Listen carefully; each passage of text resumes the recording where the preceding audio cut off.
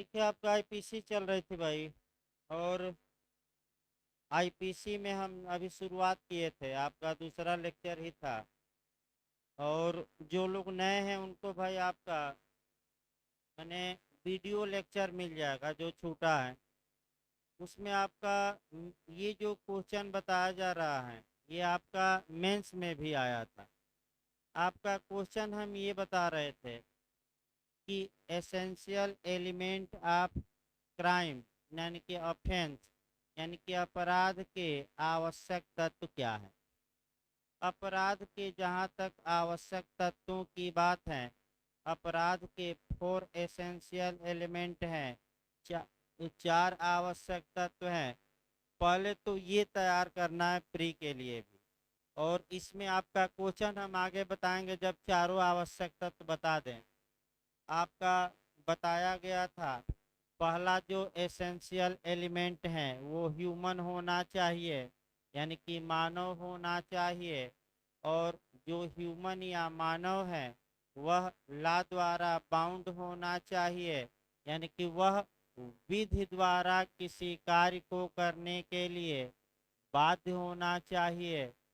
और इसी में पहले में ही हमने बताया था कि मानव ऐसा होना चाहिए जिसे प्रॉपर पनिशमेंट दिया जा सके, यानी कि उसको कहते हैं उचित या समुचित दंड दिया जा सके। पहला ये आवश्यक तत्व है।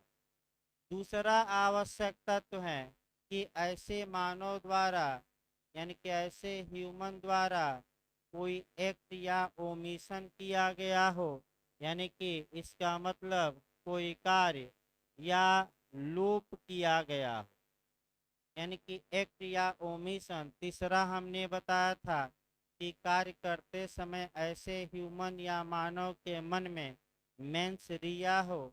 मेंस रिया का मतलब क्या हमने बताया था, दुराशय होना चाहिए। और चौथा हमने बताया था इंजरी यानी कि क्षति। यही चार अभी व्याख्या करना है और व्याख्या करने में भाई समय लगता है। देखिए हम पहली व्याख्या कर रहे थे और वह आपका व्याख्या की जा रही थी जो पहला पॉइंट है उसमें आपका मानव पर। और इसमें हमने एक हिस्ट्री या इतिहास बताया था और प्राचीन काल से हम उठाए थे। और प्राचीन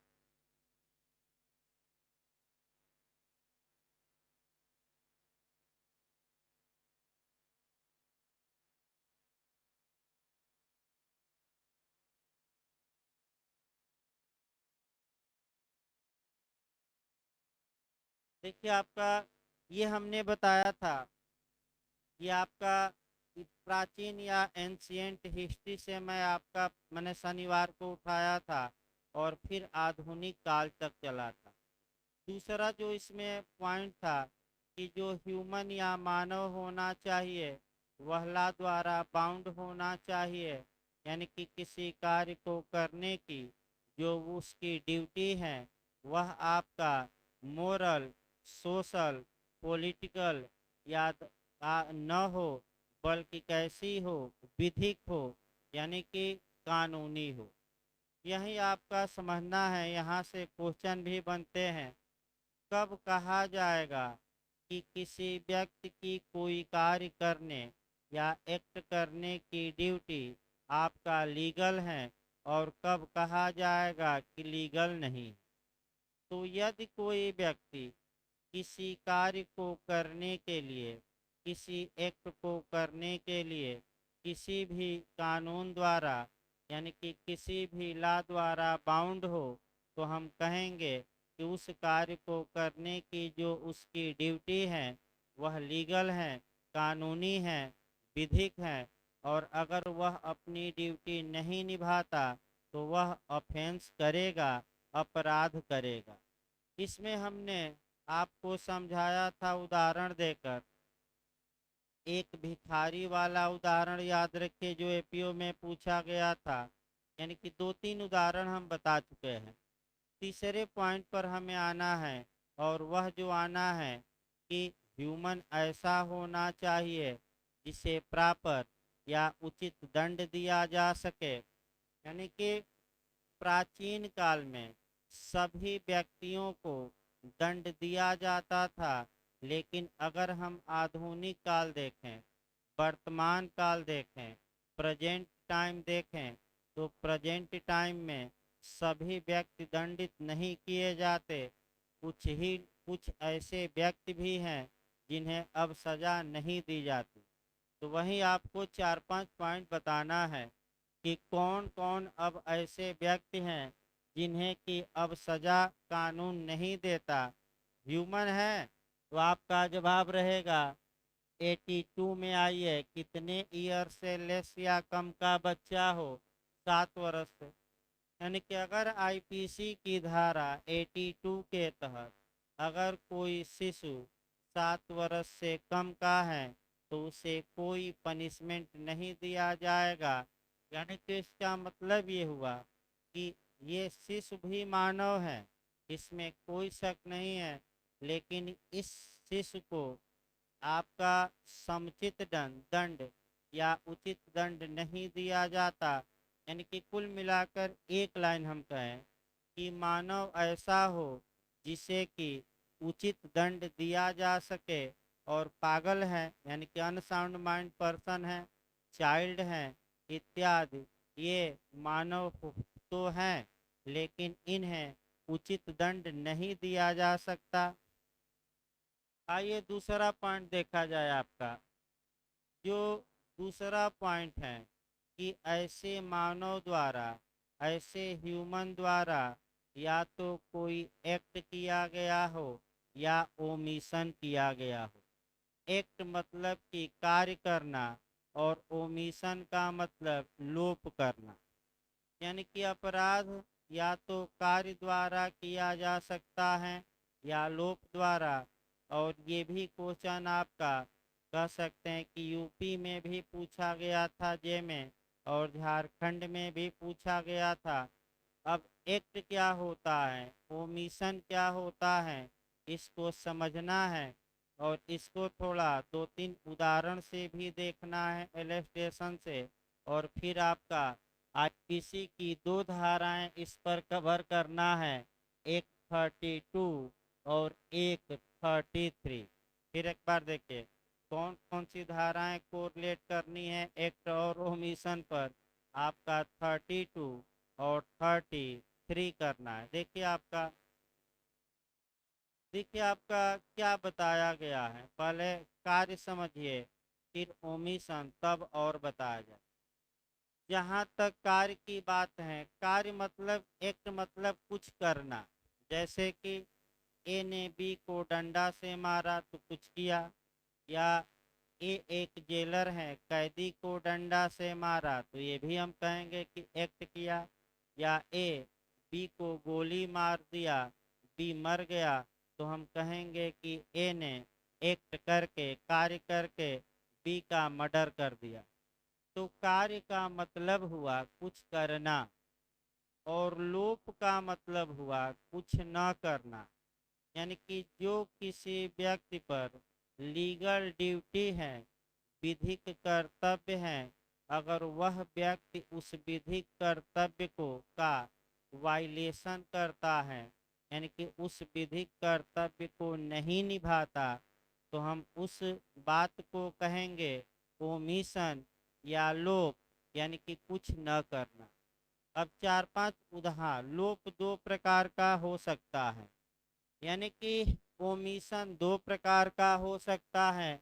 यहाँ थोड़ा पॉइंट आपको पकड़ना है। एक ओमिशन हो सकता है जो वैलिड हो, वैध हो, और एक ओमिशन हो सकता है जो इनवैलिड, यानी कि अवैध हो।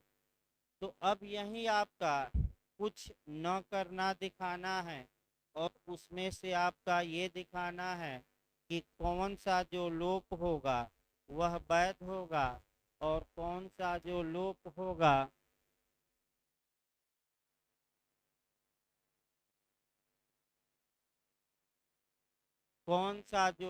होगा आपका अवैध होगा। आपका 2-2 3-3 उदाहरण यहाँ देखना है। देखिए, आपका अच्छे से इसको समझिए, यहाँ से भी क्वेश्चन बनता है। तो अच्छे से इसको समझिए, आपका क्वेश्चन यहाँ जो बनता है वह अच्छा बनता है। पहला क्वेश्चन ये बनता है कि एक्ट और ओमिशन आपका कहाँ परिभाषित है। ये पिछली बार 2018 में यूपीजे में भी बना और भी बना है।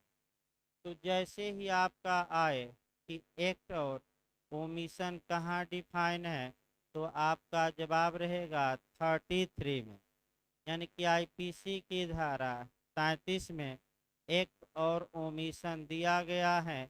एक्ट का मतलब एक एक्ट या एक से अधिक एक्ट, यानी कि एक कार्य या एक से अधिक कार्य। और लोप का मतलब एक लोप या एक से अधिक। अब एक कार्य हम दिखाएंगे पहले, उसके बाद एक से अधिक कार्य दिखाएंगे। ए ने बी को एक लाठी मारा तो एक कार्य किया, और 10 लाठी मार दिया तो कितना कार्य किया, 10। अब जहर वाला मामला देखिए, आपका ए ने बी को एक पुड़िया जहर दिया, 10 डोज से मरना है बी को, 5 पुड़िया जहर दे चुका है, तो कितनी बार कार्य किया है, जहर देकर 5 बार। अब ओमिशन पर आ जाइए। ओमिशन का मतलब ये हुआ कि जो किसी व्यक्ति पर कर्तव्य है, ड्यूटी है, उसको न निभाना। ओमिशन में आपका भी, जैसे कि उदाहरण के रूप में जेलर का कर्तव्य है कि वह कैदी को भोजन दे, और यदि जेलर कैदी को भोजन नहीं देता, फूड नहीं देता, तो वह किस अपराध का दोष, माने क्या करेगा। और कैदी मर गया भोजन न देने के कारण, तो जेलर ने एक्ट करके मार दिया कि ओमिशन करके। एक्ट कोई नहीं किया, बल्कि जो उसकी लीगल ड्यूटी थी उसको वह क्या नहीं किया, निभाया नहीं। यानी कि इसका मतलब ये हुआ कि एक्ट और ओमिशन आपका 32 में डिफाइन किया गया है। अब आइए, जो आपका लोप होता है उसका बंटवारा किया जाए। वह दो प्रकार का होता है, एक वैलिड और एक इनवैलिड। वैध लोप तब वैध, अगर लोप वैध है तो फिर याद रखिए, व्यक्ति किसी दंड का भागी नहीं होगा, वह ऑफेंस नहीं माना जाएगा। लेकिन अगर आपका लोप अवैध है तो वह आपका व्यक्ति दंड का भागी होगा। और कल मैं इस पर एलेस्टेशन भी बताया था, उदाहरण भी बताया था, फिर एक बार देखिए। केवल एक उदाहरण बताया जाएगा। एक भिखारी आपके दरवाजे पर आता है भीख मांगने, और आप भीख नहीं देते, और भिखारी वहीं तड़प कर मर जाता है, तो आप लोग बताइए, भीख देना कैसा कर्तव्य था, मोरल की लीगल। मोरल। तो ये आपने भीख न देकर क्या किया है, लोग, मैंने आप। तो अब यहाँ बंटवारा कर लीजिए, वैध लोप है कि अवैध लोप। वैध क्यों, क्योंकि भीख देना केवल कैसा कर्तव्य था, नैतिक, चाहे भीख दिया जाए या भीख न दिया जाए। तो जो वैध लोप होते हैं, जो वैलिड ओमिशन होते हैं, उन्हें ऑफेंस या अपराध नहीं माना जाता। अब आइए, एक उदाहरण कल बताए थे हम, कई उदाहरण, बस एक उदाहरण अवैध का बताया जाए। सबसे अच्छा जेलर का ही है। एक जेलर विधिक रूप से, लीगल रूप से बाउंड है कि वह कैदी को भोजन दे, और वह आपका कह सकते हैं जेलर कैदी को भोजन नहीं देता, और 15 दिन बाद कैदी भूख से मर जाता है, हंगरी से मर जाता है। तो आप बताइए, जेलर का जो कर्तव्य था आपका भोजन देना, वह कैसा था, विधिक था कि नैतिक था, विधिक था। तो विधिक था, और आपका भोजन नहीं दिया तो क्या किया, लोप। लोप मैंने कुछ वो न करना। अब ये समस्या आई कि जब विधिक कर्तव्य था और उस कर्तव्य को नहीं निभाया, यानी कि ओमिशन किया, लोप किया, तो इस लोप को हम क्या कहेंगे? वैध लोप की अवैध लोप कहेंगे, अवैध कहेंगे। और जेलर ऑफेंस किया, यानी कि जेलर अपराध के लिए दोषी होगा। इसका मतलब ये हुआ कि कैसे अपराध कर दिया? कार्य करके कि अवैध लोप करके, अवैध लोप या इलीगल ओमिशन। यानी कि हमने किस शब्द, यानी कि व्यक्ति जब भी कोई आपका अपराध करता है, या तो कोई एक्ट करता है या इलीगल ओमिशन करता है, तभी अपराध होता है। अब यहाँ भी आपका पूछा जाता है, एक्ट करता है तो किसी माध्यम से कर सकता है, किसी तरीके से कर सकता है। एक दो उदाहरण देखिए। ए ने बी के गले में सांप डाल दिया, सांप काट लिया बी को, बी मर गया, तो एक्ट किया। तो बताइए, अपने हाथों से बी को मार दिया कि सांप ने मारा? सांप ने। भाई अगर ऐसा, यानी कि आप खुद अपने हाथों से एक्ट कर सकते हैं या किसी वस्तु से भी कर सकते हैं। आपका जैसे सांप से कटवा दीजिए, कुत्ते से कटवा दीजिए, भालू पाले हैं उससे कटवा दीजिए, बैट से मार दीजिए, बल्ला से मार दीजिए, स्टंप से मार दीजिए, कुल्हाड़ी से मारिए, लाठी से मारिए। तो भाई ये नहीं कह सकते कि हमने कहा मारा, ये तो लाठी ने मारा। एक कई विवाद आते रहते हैं आपका। यानी कि एक बार एक और विवाद हम बता दें, आपका याद आ गया। आपका पाकिस्तान से भारत के तमाम आपका चलता रहता हमेशा। तो एक बार ये हुआ कि एक लड़की ने ये कहा कि हमारे पिताजी को पाकिस्तानियों ने नहीं, युद्ध ने मार दिया। तो तमाम भाजपा के नेता बौखला गए, मोदी जी भी सरकार में थे, और तमाम कहने लगे, वीरेंद्र सहवाग कहने लगे कि हमने 400 रन हमने थोड़े बनाया, ये तो हमारे बल्ले ने बनाया। भाई हमने नहीं बनाया। यानी कि आप अलग नहीं कर सकते।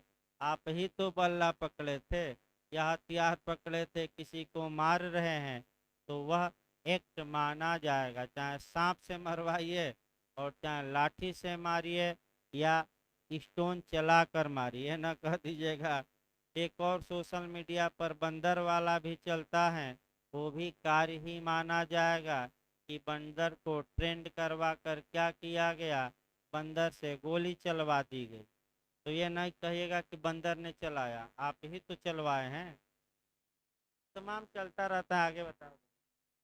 आइए तीसरे पॉइंट पर हम चलते हैं। जो ऑफेंस का तीसरा पॉइंट है वह आपका मेंसरिया है।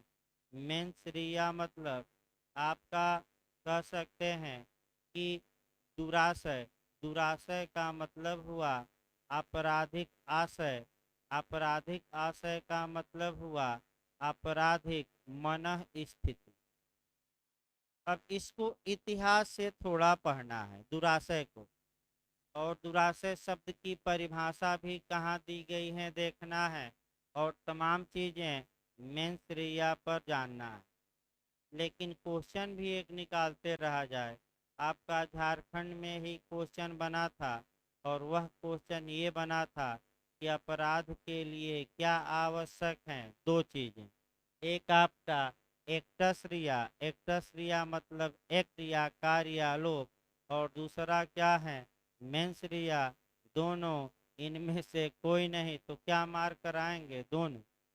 यानी कि किसी व्यक्ति ने आपराधिक या क्रिमिनल एक्ट किया हो, कार्य किया हो, और उस कार्य को करते समय उस व्यक्ति का इरादा, इंटेंशन, आशय उस कार्य को करने का हो।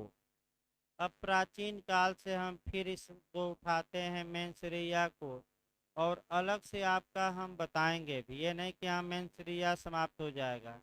यहाँ तो जो मेंसरिया है उसको थोड़ा 5 मिनट केवल शॉर्टकट में बताना है।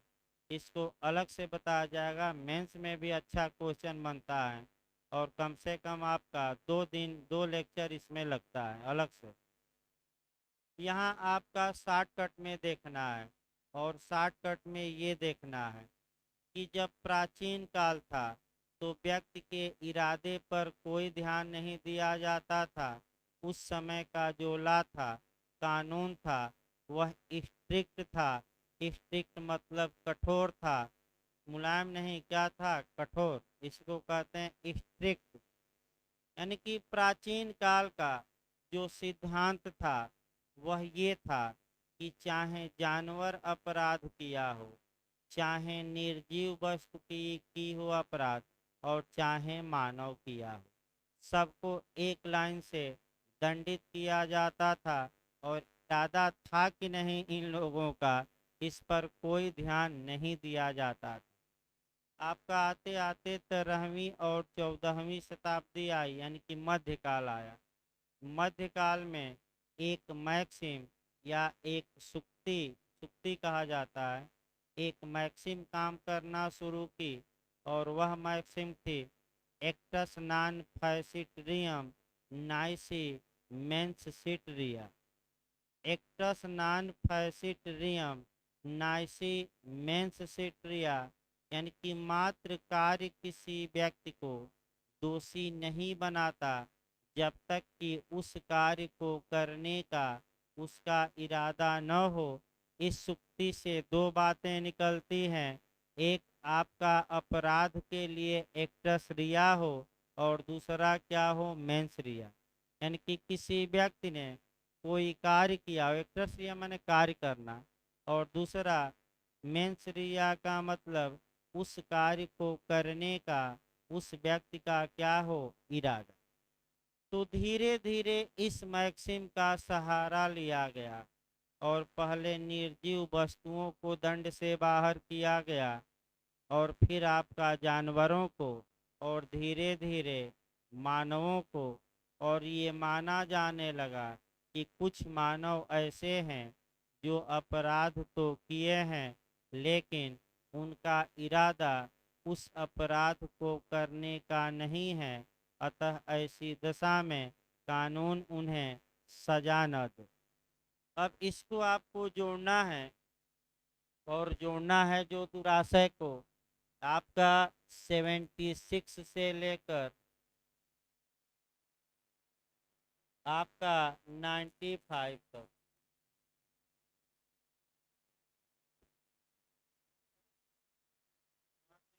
एमसीबी गिराइए, लाइट ब्लैक ब्लैक का पीछे एमसीबी है, नीचे कर भाई, बहुत छोटे एमसीबी गिरा दो। तो भाई लाइट आ जाए सही पावर में तब, नहीं तो देखिए तब तक जब भाई क्या किया जाए, अब अपने हाथ में सब कुछ नहीं है। यानी कि आपका अपने हाथ में सब कुछ नहीं है भाई कि कर लिया जाए। तो कंप्यूटर फॉर्मेट हुआ था, उसमें कोड वोड मांगने लगा, और उसके बाद से आपका क्या, यानी कि एक तो करेला, दूसरा किस पर चढ़ गया, नींव पर, और आपका तीखा हो गया। तो आगे देखिए भाई, आपका मेंसरिया यानी कि दुराशय, इस पर हम आपका मैंने बताया जा रहा था कि एक्ट्रेस रिया और मेंस रिया और आईपीसी का सेक्शन जोड़े रहिएगा। देखिए, आईपीसी के सेक्शन 76 से लेकर आगे बताया जाएगा, अभी सेक्शन भाई शुरू नहीं हुआ, अभी तो 2-3 दिन लगता है भूमिका में। आईपीसी की धारा 76 से लेकर 95 तक में वे कंडीशन, अर्थात वे दशाएं दी गई हैं जिन दशाओं में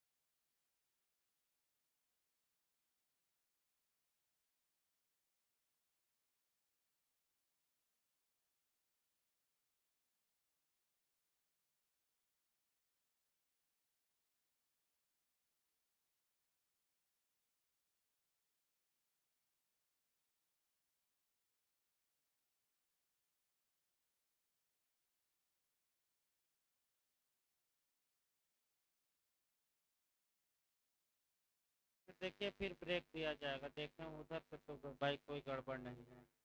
देखिए आपका जल्दी ब्रेक देकर थोड़ा उधर देख लेंगे, लाइट जहाँ से आई है वहाँ से तो नहीं खराब है।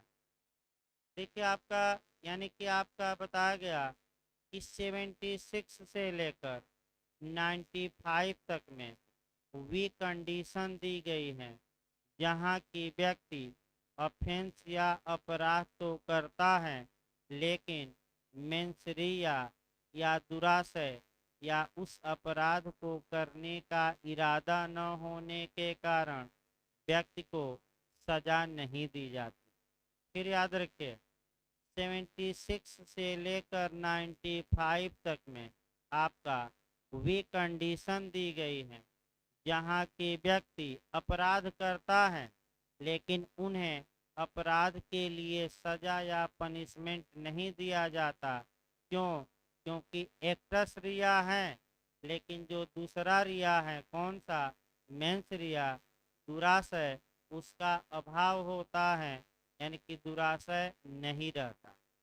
आइए आपका एक दो उदाहरण इस पर देखा जाए। आपका एक उदाहरण हम देखते हैं 84 पर और दूसरा उदाहरण 80 पर। दो देखा जाए, उदाहरण चेंज किया जाए। आपका सेक्शन 80 एक्सीडेंटियल मामले या दुर्घटना को बचाव देती हैं और ये बता देती हैं कि अगर व्यक्ति ने कोई कार्य किया, कार्य दुर्घटना या दुर्भाग्य का परिणाम था, व्यक्ति का इरादा नहीं था कार्य करने का, नॉलेज भी नहीं था, कार्य विधिपूर्ण या लाभफुल था, विधिपूर्ण साधन द्वारा, यानी कि जो तरीका अपनाया गया था वह तरीका भी सही था और सही तरीके से कार्य किया गया था, कार्य लीगल था, विधिक था और कार्य गुड फेथ में या सद्भावना में था, तो भले ही कुछ लोग मर गए हों, आपका ऐसा व्यक्ति दंड का भागी नहीं होगा।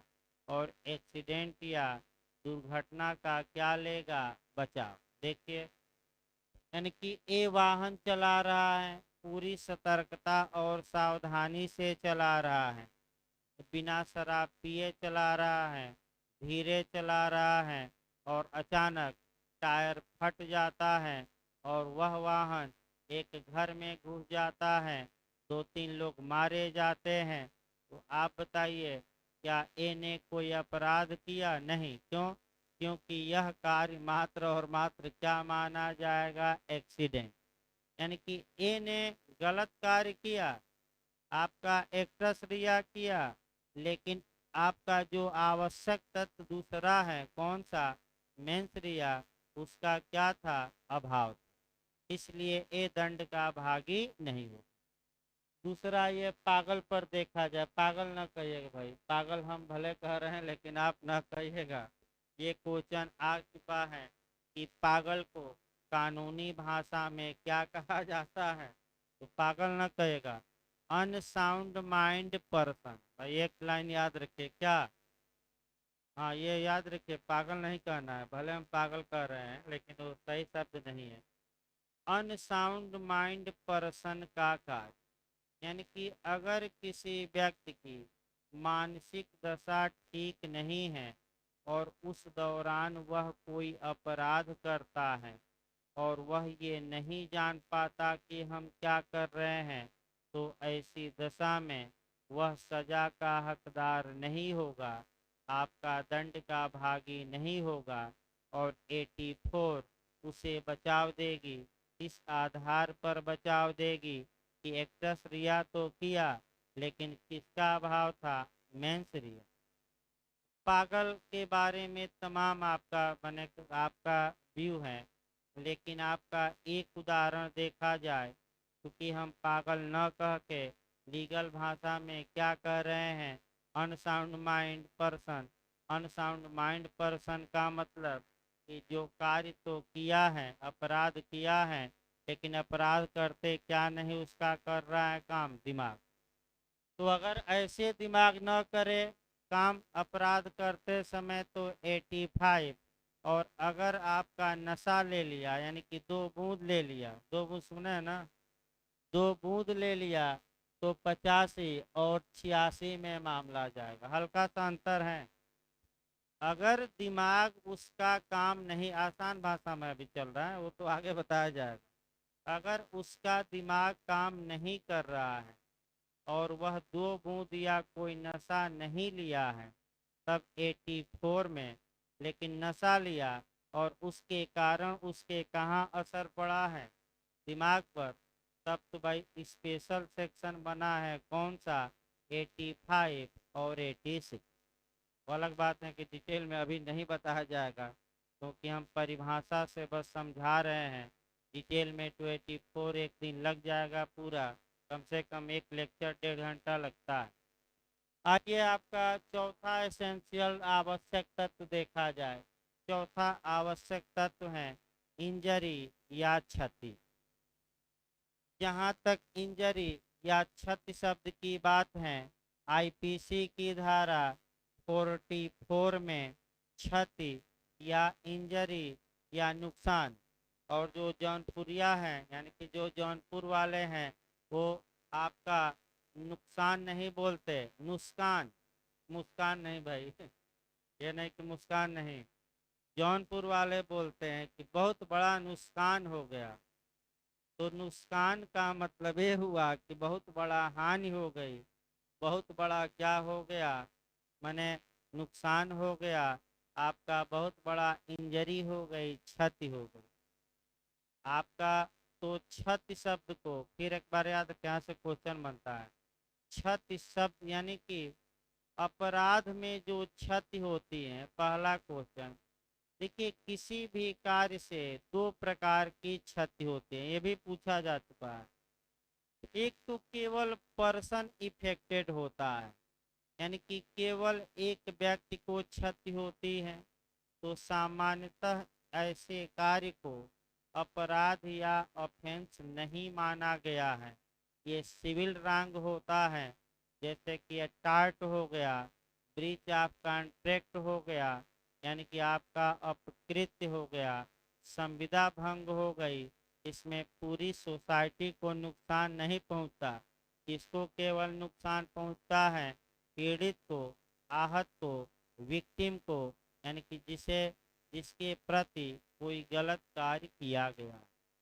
लेकिन दूसरा ये, कुछ एक्ट या ओमिशन ऐसे हैं जहां ये प्रिज्यूम किया जाता है, जहां ये माना जाता है कि उस एक्ट या ओमिशन से, उस कार्य या लोक से कोई एक व्यक्ति प्रभावित नहीं हुआ है बल्कि पूरी सोसाइटी हुई।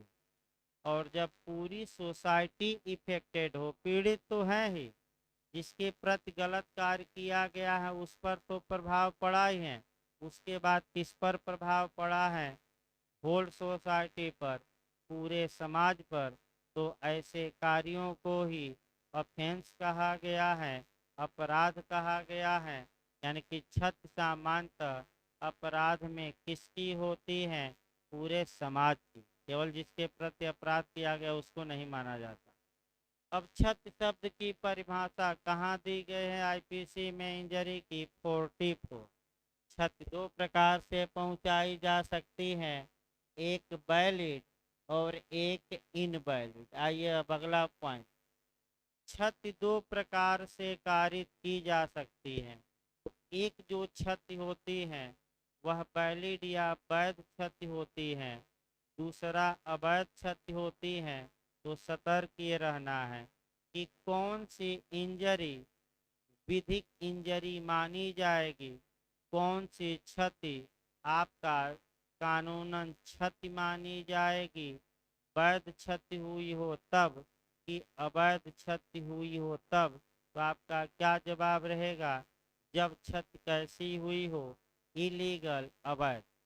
यानी कि वैध क्षति को कानून क्षति नहीं मानता और अवैध क्षति को ही कानून क्षति मानता है।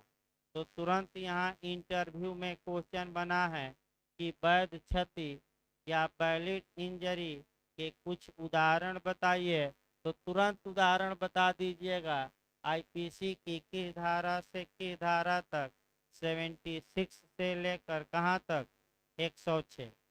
इसमें दूसरे को नुकसान होता है, इंजरी होती है, लेकिन कानून क्षति से नहीं मानता और क्षति करने वाला किसी पनिशमेंट या दंड का हकदार नहीं होता। लेकिन जो दूसरी क्षति होती है वह कैसी होती है? इलीगल। तो हमें इलीगल पर ही चलना है।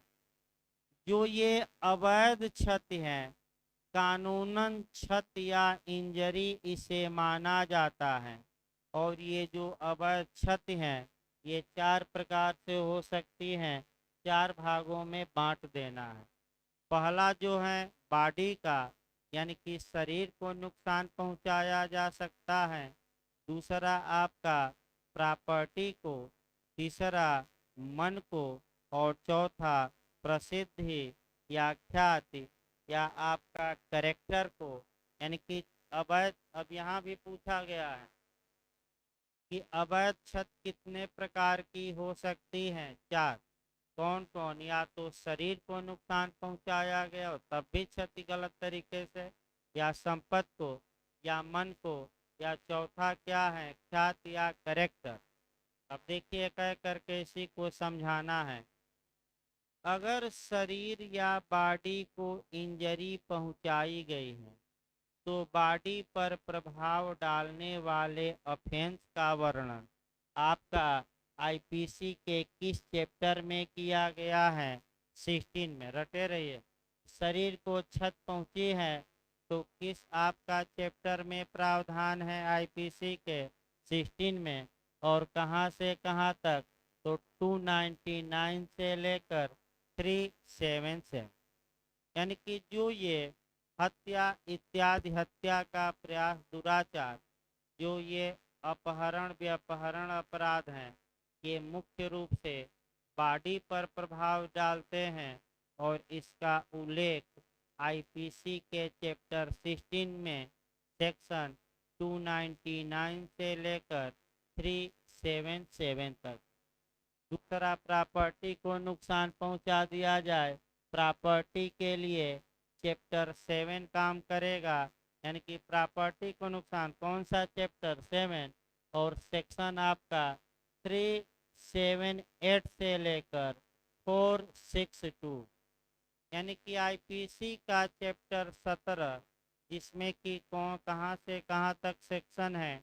378 से लेकर 462 तक। ये जो सेक्शन है ये किसको नुकसान पहुंचाने वाले हैं? प्रॉपर्टी को। अब आइए मन को नुकसान पहुंचाया जाए, यानी कि माइंड को, आपका माइंड को। तो क्या मन को भी क्षति पहुंचाई जाती है?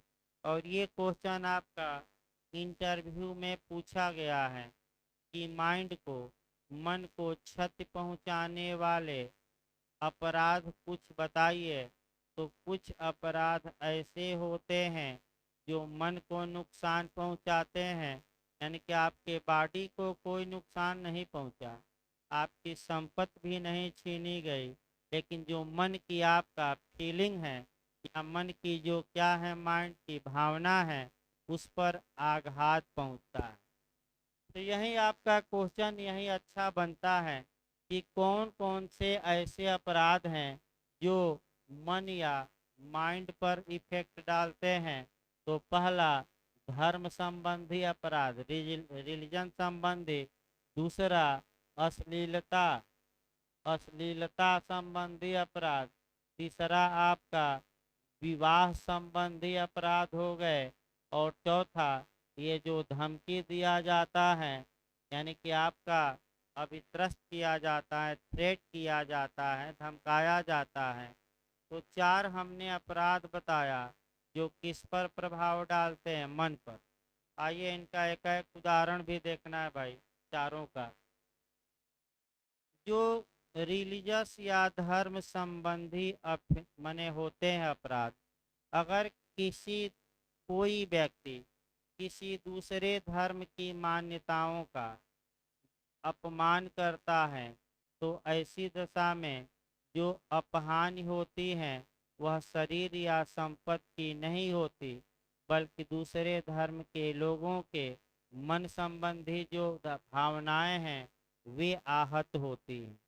इसके लिए आईपीसी में प्रावधान किया गया है, ये है कि दंड की मात्रा थोड़ा कम है। आपका प्रावधान किया गया है आपका 295, 296 और आपका 298, इधर जो धाराएं हैं बताया जाएगा। ये धर्म संबंधी अपराधों के बारे में है। देखिए वर्तमान समय में ये जो धर्म संबंधी अपराध हैं ये ज़्यादा हो रहे हैं, और ये जो रिलीजियस या धर्म का मामला है, जो प्राचीन काल में व्यक्ति कट्टर होते थे, स्ट्रिक्ट होते थे धर्म के बारे में, आज भी यही दिखाई दे रहा है। सबसे अच्छा उदाहरण वर्तमान में आप अफगानिस्तान देख सकते हैं, उससे अच्छा उदाहरण नहीं मिलेगा। वहाँ आखिर आप सोचिए कि 3 लाख सैनिक और लाखों पुलिस वाले थे, फिर भी 50,000 तालिबानियों के आगे सब हार गए, सरेंडर कर दिए। क्यों? तो उसके कई कारण थे, और एक कारण धार्मिक भी था, क्योंकि तालिबानियों ने ये बिगुल बजाया था कि जो ये पश्चिमी देशों की सेनाएं हैं ये हमारे धर्म को नष्ट कर रही हैं। गांव-गांव जाकर लोगों का ब्रेन वॉश किया गया कि अब अमेरिका के खिलाफ हथियार उठाने का समय आ गया है, और ये जो गनी हैं ये अमेरिका का एजेंट हैं, ये अमेरिका जो कहता है वही करता है, और हमारे धर्म को जब तक नष्ट नहीं कर देगा ये मानेगा नहीं। और गांव-गांव के लोग और कबीले के जो मुखिया थे सब आपका किसके फेवर में हो गए? तालिबान के। और आज वर्तमान समय में सबसे ताकतवर है तालिबान। आपका लड़ने में भी उत्साह भी है तालिबान वालों को कि अब जीत लिए हैं, सब कुछ जीत लेंगे, इसमें कोई शक नहीं है, जीतता ही जा रहा है, और भले मर जाए हजारों। तो ये जो धार्मिक भावनाएं हैं बहुत खतरनाक होती हैं। यानी कि इसका मतलब ये हुआ कि आपका सामान्य नियम है कि आप अपने धर्म का पालन करिए, लेकिन ऐसा कोई सोशल मीडिया पर या कहीं भी बात न करिए जिससे दूसरे के धर्म की मान्यताओं का अपमान है। और यही समाज में नहीं हो रहा है, और नहीं हो रहा है तो देख ही रहे हैं कितना बवाल। और धर्म के आधार पर तो देश बट जा रहे हैं, और भारत 3 टुकड़ों में बटा तो किस आधार पर? धर्म के आधार पर, इसमें कोई शक नहीं है। तो धार्मिक जो धर्म की भावनाएं हैं उससे संपत्ति आपकी नहीं छीनी गई, शरीर पर प्रभाव नहीं पड़ा, लेकिन जो मन की आस्था है उस पर क्या पड़ता है? प्रभाव। दूसरा आ जाइए अश्लीलता। सेक्शन 292 और सेक्शन 293 में अश्लीलता आपका परिभाषित माने दंडनीय है, और खूब क्वेश्चन बनता है। हिकलिन का केस 292 से रिलेटेड है, जिसमें अश्लीलता को परिभाषित किया गया। तो जो अश्लीलता है वह मन की भावनाओं पर प्रभाव डालती है, शरीर और संपत्ति नहीं छीनती। अब विवाह आ जाइए, जो 493 से लेकर 498 आईपीसी में हम पढ़ेंगे विवाह संबंधी अपराध, वह किस पर इफेक्ट डालेंगे? मन पर। और अंतिम आ जाइए, थ्रेट दे दीजिए, धमकी दे दीजिए। ए ने बी से कहा कि मैं तुम्हें जान से मार दूंगा, तो बताइए उसके बी के मन पर प्रभाव पड़ा कि नहीं? उस डर गया कि नहीं? वो अंदर अंदर डर गया। तो ये भी किस पर आपका इफेक्ट डाल रहा है? आपका मन पर। लास्ट में बता दिया जाए ख्याति। ख्यात 2-4 मिनट और उसके बाद ब्रेक दिया जाएगा भाई, क्योंकि आपका ख्याति या करेक्टर या प्रसिद्धि या सुनाम कहिए, अच्छा नाम कहिए, अब इसको देखिए क्या है। देखिए ख्याति दिखाई नहीं देती, याद रखिए, इनकॉर्पोरल प्रॉपर्टी है, आपका अमूर्त संपत्ति है। लेकिन लाइट ऑन करिए, वो आ गई, भी ऑन करिए तो थोड़ा देखिए।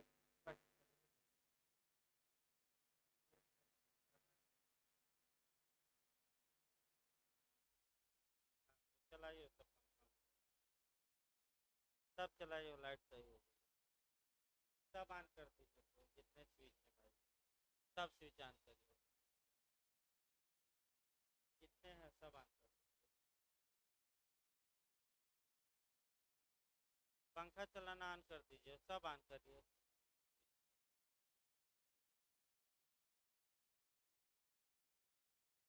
हाँ देखिए भाई, आपका ख्याति पढ़ाते पढ़ाते सब कुछ सही हो गया, तो थोड़ा ख्यात को अब 2-4 मिनट लास्ट में क्या किया जाए, प्रसिद्धि को अच्छे से पढ़ा दिया जाए। आपका 2-4 उदाहरण देकर अच्छे अच्छे। देखिए जो ख्याति हैं, आपका एविडेंस में भी आएगा, हर एक जगह आएगा, उतना हम लंबा नहीं खींचेंगे। लेकिन आपका जो ख्याति है वह एक इनकारपोरल या अमूर्त संपत्ति है। ये कहा भी जाता है, एक कहावत भी कही जाती है कि आपका धन चला गया तो फिर कमा लेंगे, आपका स्वास्थ्य चला गया तो दवा दारू करा कर थोड़ा क्या कर लेंगे, ठीक कर लेंगे, कुछ ही गया। लेकिन एक बार अगर सम्मान चला जाए, एक बार अगर इज्जत चली जाए, एक बार ख्याति चली जाए, एक बार मान चला जाए, तो वह वापस नहीं आता। अतः ऐसी दशा में ख्याति को कानून मान्यता देता है, और अगर किसी की ख्याति पर आप लांछन लगाते हैं, यानी कि अटैक करते हैं, तो ये ऑफेंस होगा डिफमेशन का। यानी कि कौन सा ऑफेंस होगा? डिफमेशन, यानी कि मानहानि का अपराध होगा। और आईपीसी की धारा 499 से लेकर 502 तक में प्रावधानित किया गया है। कहाँ से कहाँ तक? 499 से लेकर कहाँ तक? आपका 502 तक। अब आपका मान सम्मान, एक तो भाई मान हो गया, और दूसरा आपका ये देखना है कि जो ये ख्याति है, चाहे आपका अच्छे लोग हों या बुरे लोग हों, दोनों ये चाहते हैं कि समाज में हमारी ख्याति और बढ़े। तो एक अच्छे इंसान का भी उदाहरण देखना है और दूसरा बुरे इंसान का भी, और दोनों लोग चाहते हैं कि हमारा सम्मान, समाज में मान सम्मान क्या हो, बढ़े। जैसे कि मान लीजिए एक शिक्षक हैं, वह ये चाहता है कि समाज में उसकी प्रसिद्धि हो, जो लोग उसे नहीं जानते, बस नाम से जानते हैं, वो भी उसका गुणगान करे, तो ये आपका कह सकते हैं कि अच्छा मान है। लेकिन एक और मान देखना है, डकैत या गुंडे भी चाहते हैं कि समाज में हमारा जो मान सम्मान है इतना बढ़े कि समाज के लोग हमसे भयभीत हो जाएं, और हमारी बुराई में सम्मान क्या हो, ख्याति बढ़े। जैसे कि शोले फिल्म का आप उदाहरण ले सकते हैं कि शोले फिल्म के उदाहरण में गब्बर सिंह ये कहता है कि जब 50-50 मील दूर बच्चा रोता है तो माँ कहती है बेटा सो जाए, नहीं तो गब्बर आ जाएगा और ये निकम्मी सरकार मुझ पर केवल 50,000 का इनाम रखी है। क्या मैं इतना छोटा डकैत हो गया हूँ? मैंने क्या मेरी यही स्टेटस है 50,000? मुझ पर तो करोड़ों का लादेन जैसे क्या रखना चाहिए था इनाम। तो आपका मैंने ये वैसे ही तालिबान भी कहेगा एक जल्दी है कि हम बहुत बड़े आतंकवादी संगठन है, कहेगा नहीं, मान लिया जाएगा।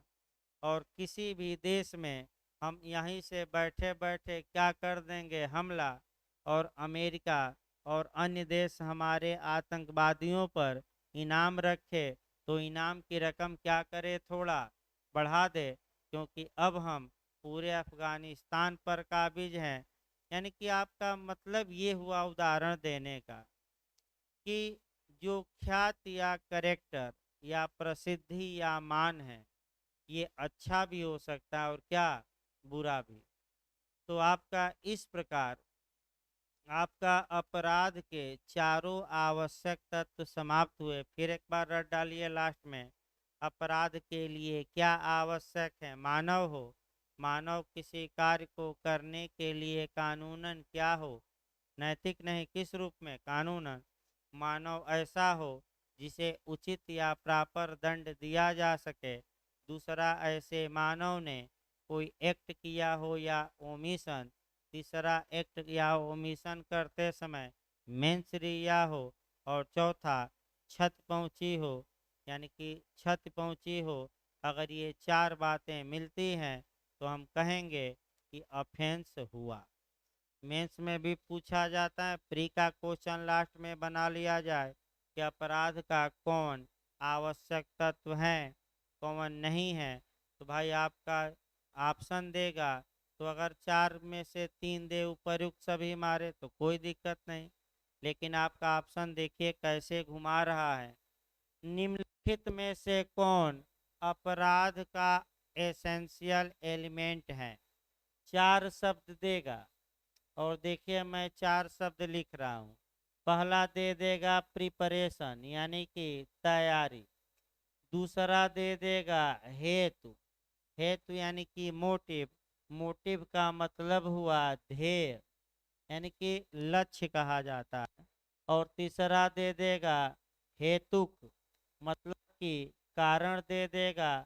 और चौथा पर आपका दुराशय दे दे, आपराधिक मनस्थिति दे सकता है उसकी जगह, या आशय भी दे सकता है।